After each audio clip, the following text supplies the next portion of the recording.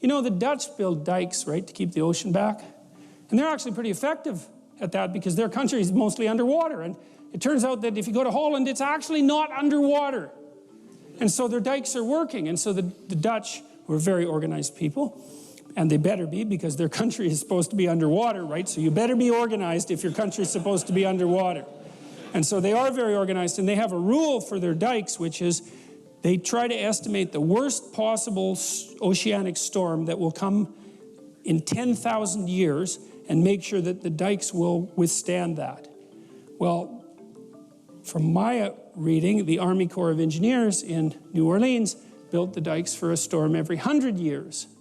And that's not so good because we live about 80 years, let's say, so that means the probability that one of those storms is going to come whipping by in a lifespan is pretty damn high, and then, so that perhaps wasn't the wisest of planning, especially because some of New Orleans is actually supposed to be underwater. And then worse, you know, Mississippi is a state that's quite well known for its corruption.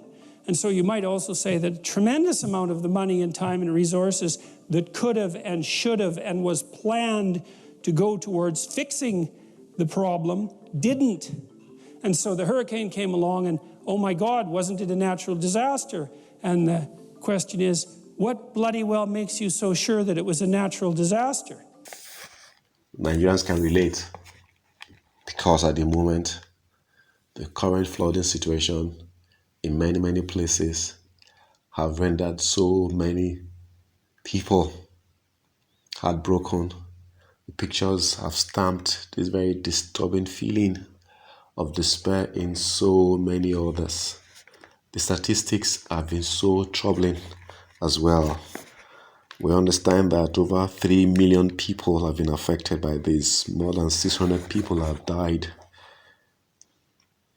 More than 2,000 persons have been injured. And thousands of hectares of farmland have been destroyed. Thousands of hectares of land partially damaged. The entire picture is very sorry and very disturbing and sad.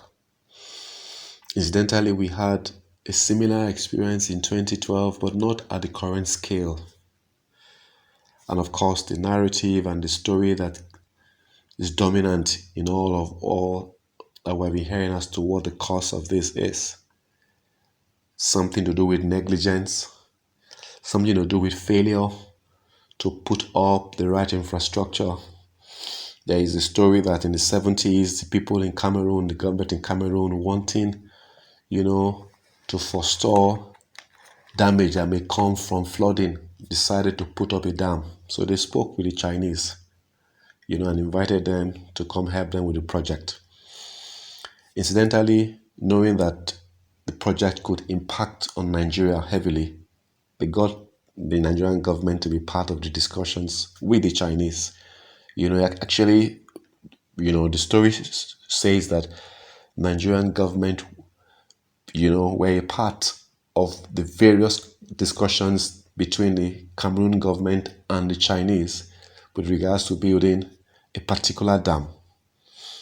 Unfortunately, whereas the Cameroonian government went ahead with the Chinese and did build that dam, and expected Nigeria to do our own side, as in build our own dam as a complement to their dam, so that managing the flood that was expected, would be more efficient and more effective, that would not lead to destruction of life and so on and so forth. But sad truth and the sad fact is, from the 70s, late 70s, when all of this conversation started, up to the current moment, Nigeria did not do as she ought to have done. Very similar to what Jordan Peterson says about the people at New Orleans and at Mississippi, that they didn't put in place the right infrastructure to have, handled the hurricane challenge when it came. So you can see the similarities between all of this. But how does Jordan Peterson wrap up his thought? Take a listen. Because if the infrastructure would have been maintained and built to the specifications that were certainly technically possible and would have actually been less expensive in the long run to build, and everyone knew it, and the hurricane came along and wiped out the city, why do you think that's a natural disaster?